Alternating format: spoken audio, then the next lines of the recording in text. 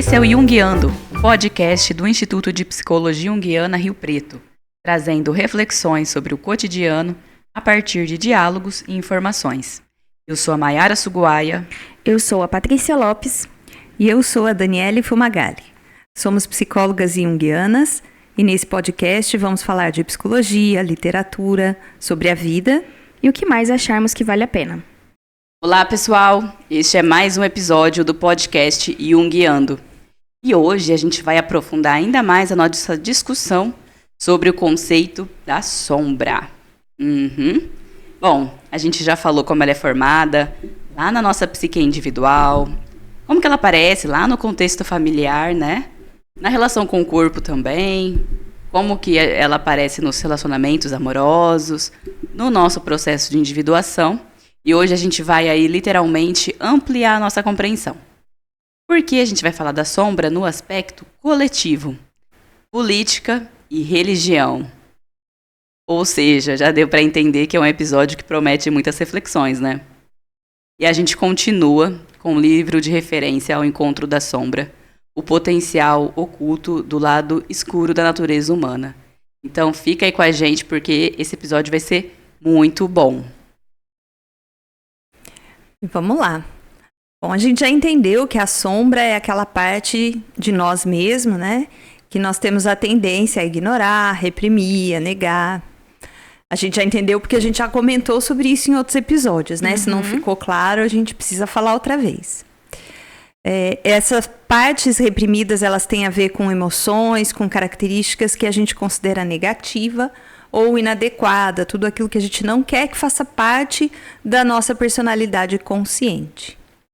Também a gente já falou que a sombra vai se delineando conforme a personalidade vai sendo formada no contato com o outro. Num primeiro momento, esse outro é a família, depois os amigos, as pessoas próximas, até a sociedade em geral, na vida adulta. Assim, muito do que a gente joga para a sombra está lá não porque só a gente não gosta, mas porque não é socialmente aprovado. É claro que não enxergamos essas coisas em nós quando elas estão na sombra, mas nós projetamos no outro. A gente enxerga o outro fazendo aquilo, a gente não. Afinal de contas, o inferno são os outros, né? Mas será mesmo? O inferno são os outros?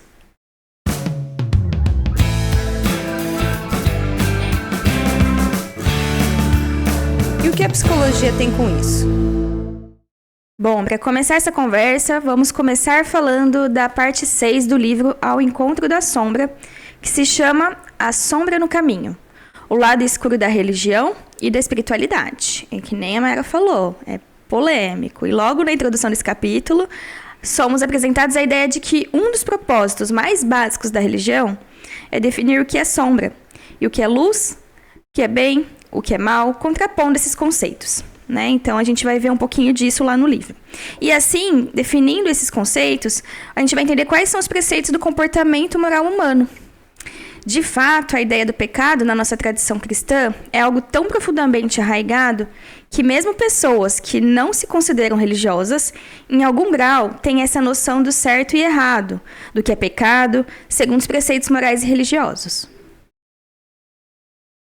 Muito bom, vamos entender então como que a religião, né, se relaciona aí com a sombra. Na religião e na espiritualidade, algumas crenças, algumas práticas podem levar à repressão de alguns aspectos aí sombrios da psique humana, né? Por exemplo, algumas instituições religiosas podem condenar algumas emoções ou impulsos que são tidos como pecaminosos, né? Principalmente aquilo que está relacionado com sentimentos como agressividade, como raiva, ou até como pulsão, né? As questões do corpo, as questões sexuais, inclusive. E aí, a gente condenar essas emoções, esses impulsos, pode levar essas pessoas, né, as pessoas a negar, né, a negarem, ou reprimir partes que são importantes, né, partes que fazem parte delas. Basta olhar, né, para os 7 pecados capitais que a gente tem. Inveja, gula, ira, soberba, luxúria, avareza e preguiça. Agora, vamos pensar, né? Gente, tudo isso que eu falei, né? Os sentimentos, os 7 pecados capitais. Eles são sentimentos totalmente humanos e conhecidos por nós. É aquela história. Todo mundo tem. Entretanto, né, ao explorar e integrar esses aspectos sombrios que a gente tem, a gente pode desenvolver uma espiritualidade mais autêntica e significativa.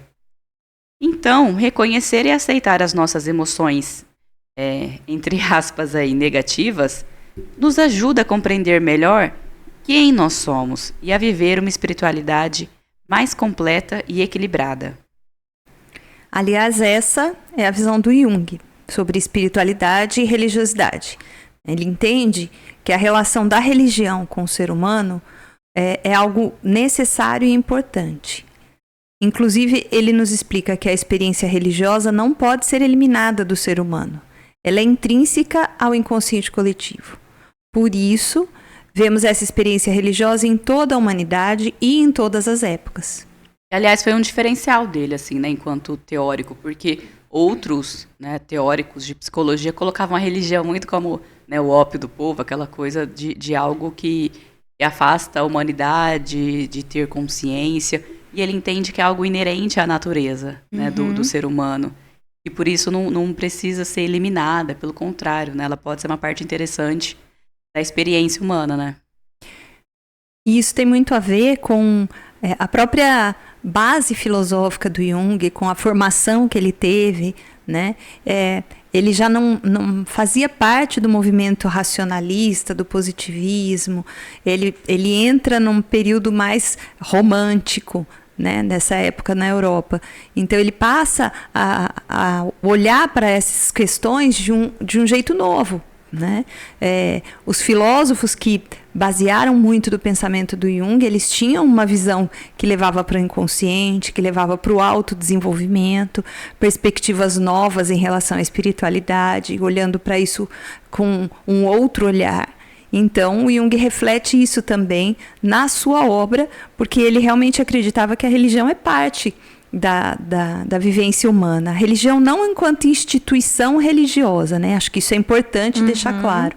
Mas enquanto espiritualidade, a nossa conexão com aquilo que é maior que nós. Que a gente pode dar qualquer nome. Sim. E a gente pode entender isso de muitas maneiras, né? Então a questão hoje é que essa experiência da espiritualidade, ela está vazia de sentido.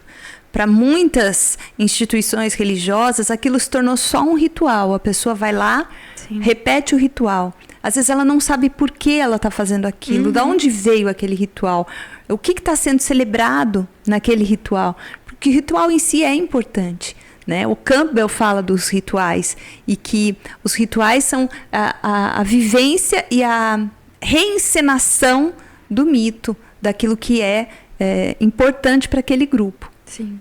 E às vezes a pessoa até repete aquele ritual toda semana para ter aquela sensação de pronto, ufa, fiz o que eu precisava da semana. E aí se torna algo mecanizado, né? Não é uma reflexão sobre aquele movimento, aquela ação.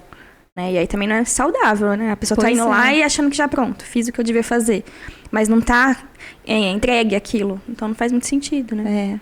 Mas o ritual em si é importante? Ele Sim. também é importante, né? A gente acaba fazendo rituais para muitas coisas, Sim. né? Isso ajuda a gente a integrar. Né? Nós somos racionais, a gente não precisa. Sim, tem coisas que a gente pode fazer de várias formas, mas o ritual também é uma maneira significativa de se reconectar com a espiritualidade, porque a gente vive com a nossa mentalidade voltada muito para fora e para a dinâmica do dia a dia.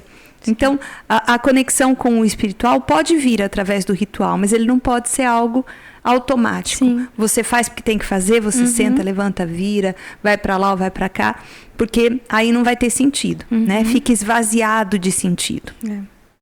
Agora, para o Jung, então, essa experiência religiosa é a experiência do indivíduo com o inconsciente coletivo. É o reflexo do si mesmo coletivo. E isso é espiritualidade para o Jung.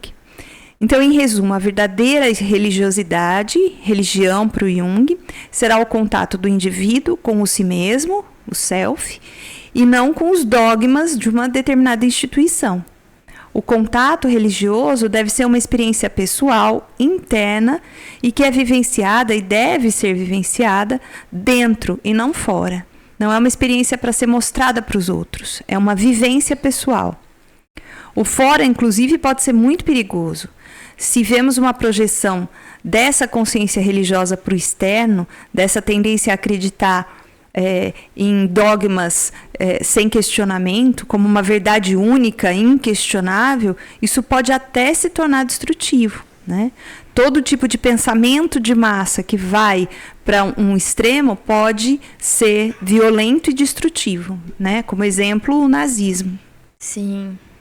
Tanto que a gente vê o nazismo em tudo quanto é filme, comentários, uma coisa que a gente sempre está falando, lembrando, né? Em várias épocas do ano, em várias culturas, né? Fica uma coisa na nossa mente ali marcada, né?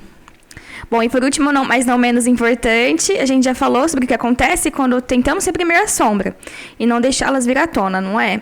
Quanto mais escondida você quer que ela fique, mais força ela vai fazer para aparecer. Ou seja, quanto mais a pessoa quer mostrar o seu lado bom, só o lado bom, iluminado, mas a sombra vai dominar de algum jeito, ela vai dar um jeitinho de aparecer. Então, não é à toa que temos tanto escândalo de cunho sexual entre líderes religiosos. São pessoas que muitas vezes se colocam nesse lugar de seres iluminados e tanta gente acredita nisso, que elas ficam afastadas da própria humanidade e a sombra se torna monstruosa. A gente tem vários exemplos atuais, né, que vem surgindo na mídia e aí viram maior bafafá, polêmica, discussão, né? Em resumo, tentamos abraçar nossa sombra. Abraçar nossa sombra vai permitir que um crescimento pessoal mais profundo e verdadeiro em nossa jornada espiritual. É muito interessante, né? Porque é o diretamente inversamente proporcional, né, da matemática. Quanto mais a pessoa realmente se coloca nessa coisa de não tenho, imagina, sou tão boa, sou tão pura, né? Mais a sombra vai dar rasteira. Mais ela vai ter força. E aí esses casos, né, que a Paty comentou, assim. Escandalosos, né, que saem na mídia. É o que o Jung fala, quanto maior a luz, maior a sombra. Sim. Né? Sempre proporcional. Daí, né, porque às vezes as pessoas falam, eu vou na terapia para descobrir as coisas ruins de mim, sobre mim. Também. Não só, né, também vai descobrir toda a potência, também vai descobrir toda a força. Mas é importante a gente se ver de forma integral, porque aí a gente fica menos refém dessas partes, né? Dessas partes, dessa energia, enfim, dessa sombra. Não quer dizer que ao lado ruim, as coisas ruins, não, por ser parte da gente, vão ser algo ruim, na verdade. A gente que talvez entendeu aquilo enquanto ruim. Mas a gente pode processar e projetar e refletir isso de outra forma durante a terapia. Entender que a gente pode usar aquilo de outras formas no nosso comportamento, né? Mas a gente precisa justamente entender elas para poder conseguir externalizar de várias maneiras, né? E entender não quer dizer que a gente vai atuar dessa forma. Sim. Né? Sabendo que eu tenho aquela dificuldade ou que eu tenho aquele comportamento que eu acho horroroso, que eu vou conseguir evitar que isso aconteça. Quanto mais eu ignoro, mais perigoso ele fica. Exato. Interessante isso, né? A sombra, ela é muito interessante por isso, né? Quanto mais a gente ignora aquilo, mais vai para debaixo do tapete, mais barulho ela vai fazer. Em resumo, é isso, né? Muito bom. Agora a gente vai falar, então, da parte 8 do nosso livro, aí, Guia. A parte 8 se chama A Criação do Inimigo. Nós e eles no corpo político. Nesse capítulo, os autores eles exploram como que a sombra está presente na política e na forma como criamos inimigos e divisões dentro da sociedade. Ou seja, no contexto político, muitas vezes projetamos nossos medos, as nossas ansiedades, os sentimentos negativos nos outros, criando assim uma polarização entre diferentes grupos. Isso, já sabem, né? Pode levar a conflitos, tensões sociais, já que a gente se identifica com um nós, e aí a gente cria um eles, né? Considerando esses eles nossos inimigos. Então fica nós contra eles. Isso parece familiar? A gente está vivendo exatamente isso. Não só no Brasil, né? Mas no mundo, acho que... Nossa, a gente vê nas notícias, assim, o quanto está polarizado, né? No mundo inteiro. Essas questões políticas. Sim. Pois é. E essa projeção das nossas sombras no outro é uma forma que a gente tende a evitar encarar os nossos próprios conflitos internos. Ao identificar um inimigo fora, externo, muitas vezes estamos ignorando os aspectos sombrios dentro da gente e que precisam ser reconhecidos e trabalhados, como a gente estava falando. Por que a gente vê o inimigo e projeta nele aquilo que a gente odeia? Porque a sombra ela tem toda essa característica arquetípica de ser o outro, né? De ser o inimigo. É aquilo que eu não quero e que eu abomino. Então é muito fácil projetar isso no outro como inimigo, né?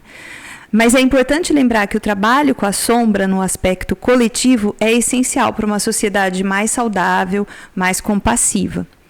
Quando a gente compreende e integra essas projeções, a gente cria um espaço para o diálogo, para a empatia e para a cooperação entre diferentes grupos. A gente não tem que pensar igual, mas a gente consegue entrar num consenso de diálogo, né? Entender o ponto de vista do outro.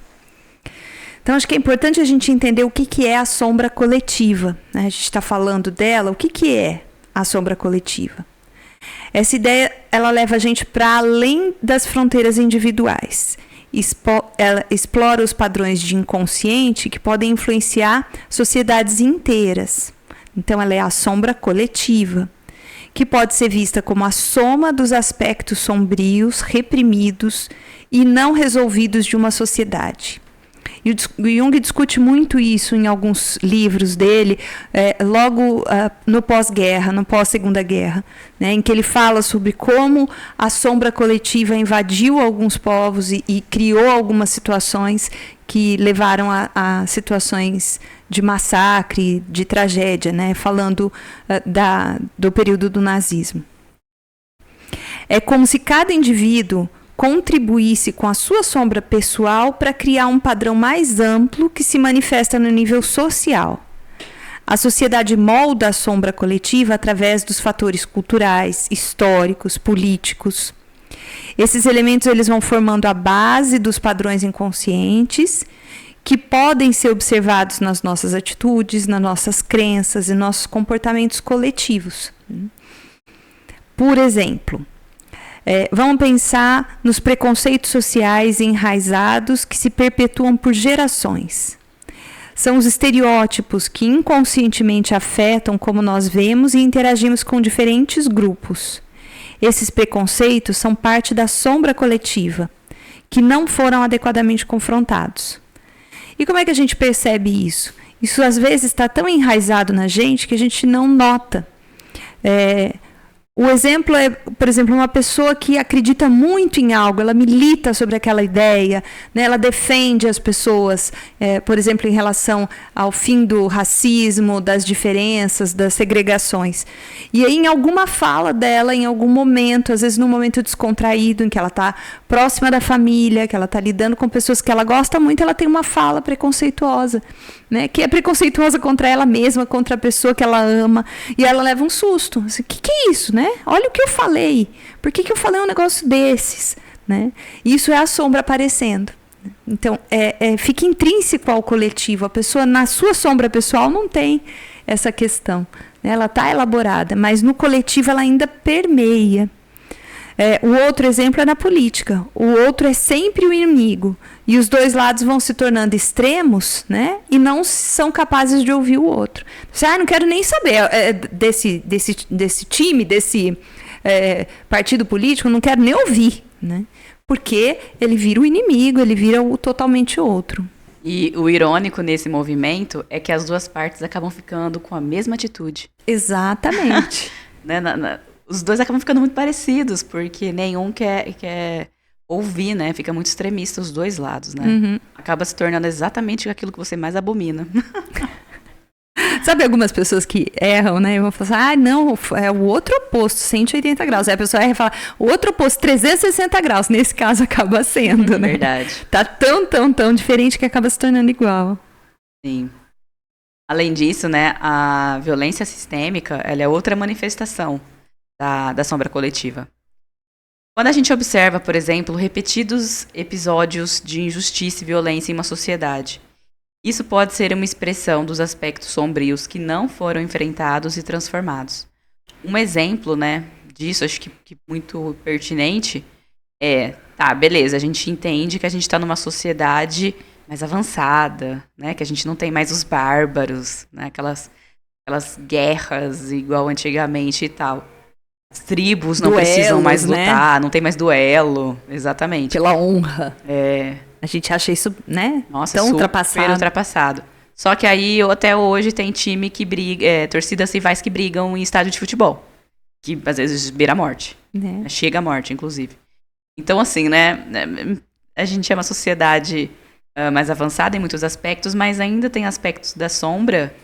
Então, desde sempre, né? Esses aspectos da agressividade de enxergar o outro como inimigo, né? Essa sombra coletiva do outro como ameaça a gente. E aí, esses comportamentos de massa também podem ser influenciados pelo medo, né? Também são exemplos aí interessantes.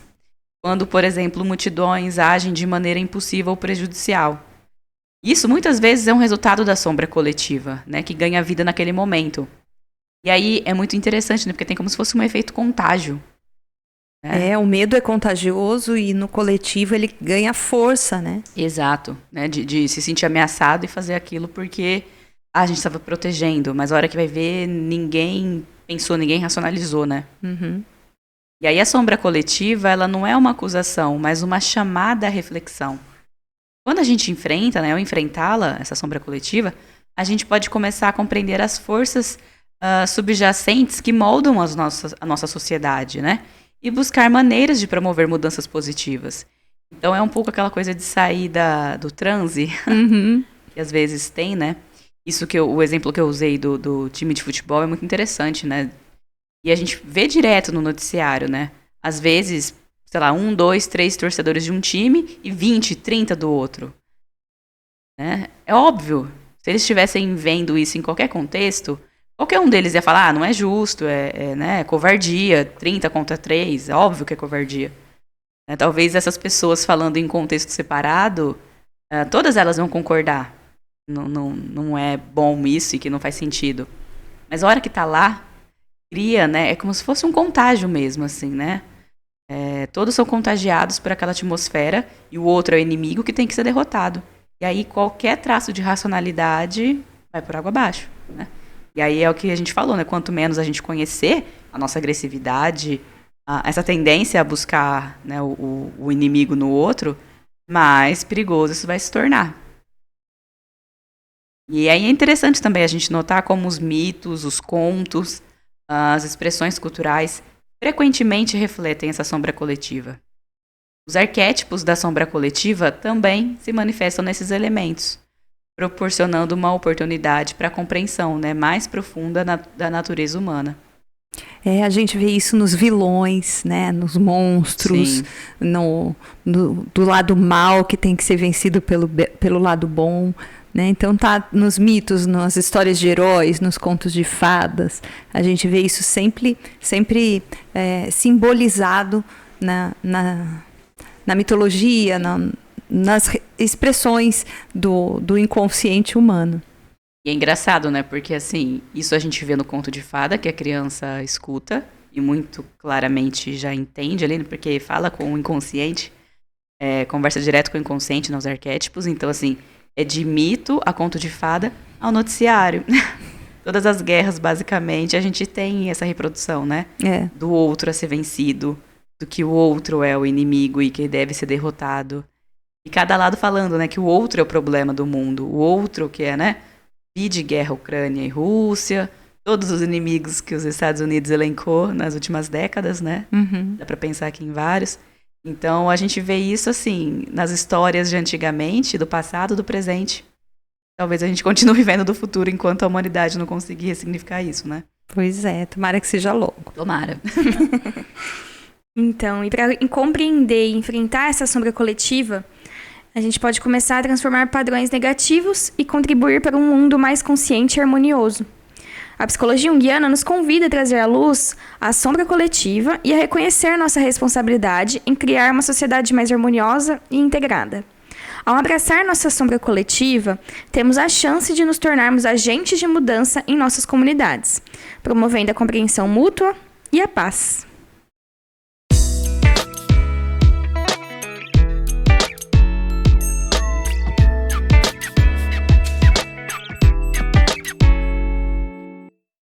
E vamos para as nossas dicas. Bom, antes das nossas dicas, tem aqui uma citação do Jung que é muito legal e que faz todo sentido a gente comentar nesse momento, né, nesse tema, que é a seguinte: o melhor trabalho político, social e espiritual que podemos fazer é parar de projetar as nossas sombras nos outros. Segue aí uma grande reflexão. Sim, muito bom. E a nossa dica de hoje é um filme. Foi muito legal quando a gente foi conversando, foi vindo ideia de um monte de filme e tal, e a gente escolheu um para colocar aqui como dica, que é um filme bem bacana, que chama Infiltrado na Clã. É um filme que se passa em 1978, nos Estados Unidos, e é sobre um policial negro do Colorado que conseguiu se infiltrar na Ku Klux Klan, daquela região, né? E ele se comunicava com outros membros do grupo. É muito interessante porque ele entrou mesmo. E quando tinha reuniões presenciais que eles precisavam, porque ele mandava carta, ele telefonava, conversava com essas pessoas. E quando ele precisava estar fisicamente presente, ele mandava o outro policial, o colega dele, o parceiro dele, no lugar dele. Então os dois entraram nessa situação. E aí o filme se desenrola em cima dessa dinâmica. É muito interessante, vale assistir. O que isso significa para você? Muito bom, muito interessante esse filme, fica aí essa super dica. Bom, e da nossa parte artística, vocês sabem, né? A gente não canta, então vou declamar. Essa música, ela é um hino da luta contra a ditadura aqui no Brasil, né? E ela tem muita relação com a sombra política da época, né? Da época da ditadura. Com certeza vocês conhecem, é a música Pra Não Dizer que Não Falei das Flores, do Geraldo Vandré. O trechinho que a gente pegou aqui fala assim: nas escolas, nas ruas, campos, construções, somos todos soldados, armados ou não, caminhando e cantando e seguindo a canção. Somos todos iguais, braços dados ou não. Os amores na mente, as flores no chão. A certeza na frente, a história na mão. Caminhando e cantando e seguindo a canção.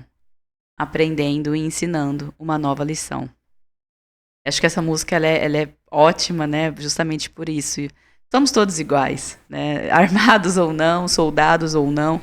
Somos todos iguais, todos temos luz e sombra dentro da gente. Maravilhoso.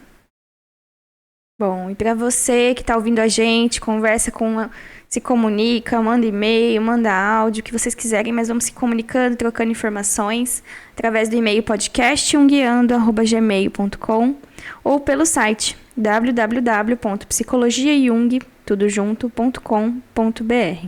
Lá no site você vai encontrar as atividades de estudos em grupo que são realizadas, o formato do curso e muito mais. Compartilhe esse episódio com alguém que você acha que vai se beneficiar ou se interessar por esse tema, tá bom? E esse foi mais um episódio do podcast Junguiando, com a produção executiva Daí Processo, a produção artística, Raquel Fumagalli, daí Processo Artes, a gravação e a direção de som, Kleber Zumiotti, gravado no espaço da Nova Hora Arquitetura. Obrigada, gente, pela companhia. A gente se vê no próximo episódio. Até mais. Tchau, tchau. Até mais.